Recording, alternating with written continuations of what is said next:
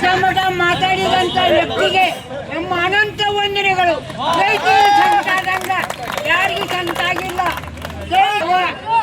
ಕುಂದಾಪುರ ನಮ್ಮ ತಾಯಿ ಎಡಮೂಡಕ್ಕೆ ಹೋಗದ ಯಪ್ಪ ಗಂಡು ಮಗನಿ ಮಾತಾಡಕ ರೈತರ ಸಂಕಟ ಯಾರಿಗೂ ಗೊತ್ತಿಲ್ಲ ಯಪ್ಪ. ರಾಜ್ಯಾಧ್ಯಕ್ಷರು ರೈತ ಮಹಿಳೆ ಇವತ್ತ ಜಿಲ್ಲಾಧಿಕಾರಿಗಳ ಆವರಣದಲ್ಲಿ ನಾವು ಪ್ರತಿಭಟನೆ ಹತ್ತಿರ ತಾಯಿ ಹೊಳೆ ನೋಡ್ತಾಳ ಅನ್ನುವಂತ ಒಂದು ಅನುಭವದ ಮಾತಿಗೆ